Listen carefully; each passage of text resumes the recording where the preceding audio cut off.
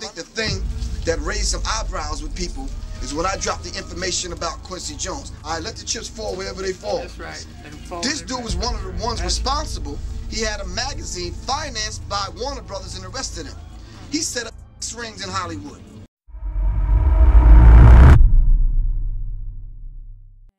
Sadly, the legendary Quincy Jones recently passed away. True to Hollywood, he's now trending not just for his remarkable legacy, but for other buzzworthy stories surrounding him.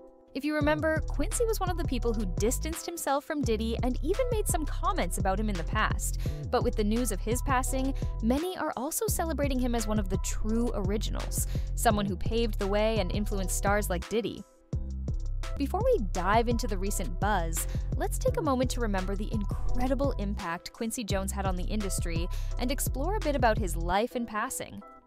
Quincy rose from challenging beginnings on the south side of Chicago, where he once ran with gangs, to become a Hollywood powerhouse and one of the first Black executives to thrive in show business. His music catalog is legendary, especially his collaborations with Michael Jackson, which began with Off the Wall in 1979. A record that sold around 20 million copies worldwide.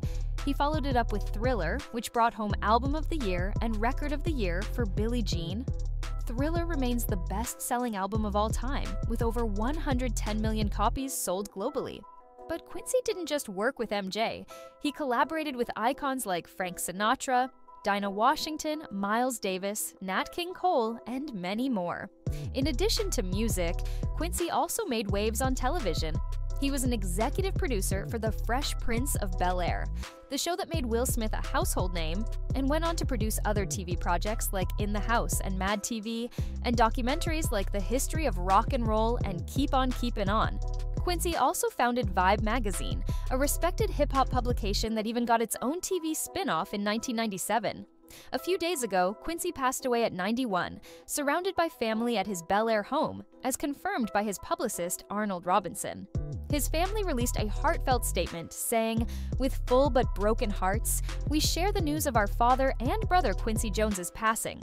Although this is an incredible loss for our family, we celebrate the extraordinary life he lived and know there will never be another like him.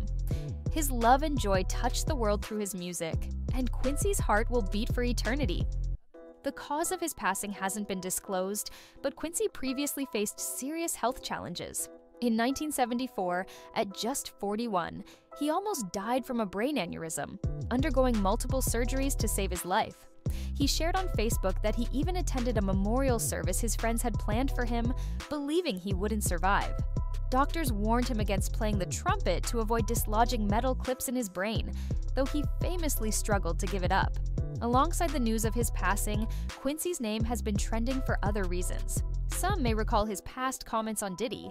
He once said that Diddy wouldn't know a B-flat if it hit him, but acknowledged Diddy's talent for impressing people and his success as a businessman. Later, Quincy clarified his comments on Facebook, saying he had nothing but love and respect for Diddy, which he still maintained. Quincy's legacy also includes a connection with Tupac Shakur, who once criticized Quincy for his interracial relationships. Tupac later apologized, and he and Quincy's daughter, Kidada, started dating. Though Quincy initially wasn't supportive, he eventually accepted their relationship. Rumors have since swirled about conversations Quincy and Tupac supposedly had, and some claim to have heard audio of Tupac alleging Quincy made advances toward him. While this audio hasn't surfaced, former death row bodyguard Reggie White Jr. has said he heard the rumor.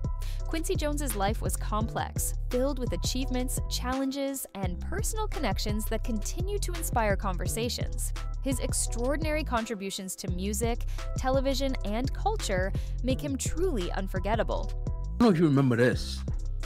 We asked Mo Preem Shakur, about this audio. I don't know if you ever heard this audio a long time ago with Tupac. I can't find it nowhere now. But he was pretty much saying, I don't know if it was a Clive Davis or one of those guys. It was Quincy Jones. Quincy Jones, right? Oh, yeah. Quincy Jones wanted to, in that. He offered to Tupac in that, uncensored over here. Do you ever hear anything about that? Well, that was the reason that Tupac met Kidada. Right. One of the daughters took offense to it. Yep. And was mad about that, his other daughter. And Pac went to apologize for saying that to him. and he didn't realize that it wasn't Kidada. It was another daughter that had responded to him about that. And Pac went the man up and apologized for making that statement about Quincy. Now Quincy was there. Quincy, I mean, Will and Tevin Campbell and all of that, people that's not from the 90s, those allegations was out there about Quincy. I know some of you may be wondering about these rumors surrounding Quincy Jones and Tupac, especially given Tupac's relationship with Quincy's daughter, Kidada. Allegedly, the dynamic between them wasn't as straightforward as it might seem. There are two different stories about where Kidada was on the night Tupac was shot. One version suggests that Tupac asked Kidada to stay back at the hotel to keep her safe, sensing possible trouble. Another version implies that Tupac wanted some space that night, hinting that their relationship may not have been as serious as some think. While they were reportedly engaged, some of Tupac's friends have suggested that it wasn't as close to engagement as it appeared. These rumors go further, suggesting that Quincy might have made advances toward Tupac, which Tupac allegedly refused. Some even speculate Quincy may have been involved in a plot against Tupac. When Quincy was asked in an interview with the New York Times about his alleged involvement in Tupac's death or these rumors of advances, he denied it, saying, "This is the biggest age of haters I've ever seen in my life. Imagine my daughter being engaged to Tupac and me trying to make love to him. I'm not into men, man. I'm a hardcore lesbian.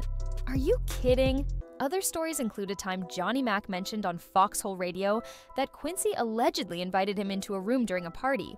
While he didn't elaborate further, he later brought it up again, though the details remain vague, and recordings of the interview seem to have disappeared. Professor Griff has also spoken about Quincy in this context, suggesting he was influential in setting up connections within Hollywood and mentioning an alleged audio recording of Tupac discussing Quincy, which has also mysteriously disappeared. Whether true or not, these stories continue to add layers to Quincy Jones's already complex legacy, stirring up conversations and speculations about his life and relationships in Hollywood.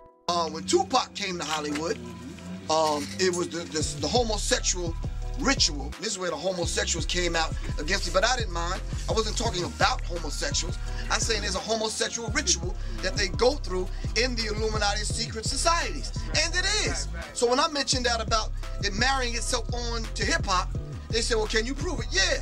Go back and go online and read where Tupac said he was asked by Quincy Jones to f him in the ass. When Tupac said no, that's when Tupac was marked for death. Why? Because Tupac was engaged to Quincy Jones's daughter. Quincy Jones's daughter was best friend was Aaliyah. Aaliyah was engaged to Dame Dash. Now, if y'all follow these people back, all of them either died or was brought to... Let's not forget that Quincy made some eye-raising comments in his *GQ* interview, where he talked about the inches of another man, saying, "Come on, they were good-looking guys. They all had the girls they wanted, and they showed you how to deal with it. So did Rubirosa, the king of the Playboys. Amazing man. What a guy. 11 inches long." Some believe comments like this are why Quincy's own character has been called into question, even as he was cautioning people about Diddy. This whole situation is definitely something to think about. What do you all think? Was Quincy similar to Diddy, or was he genuinely trying to give a heads up?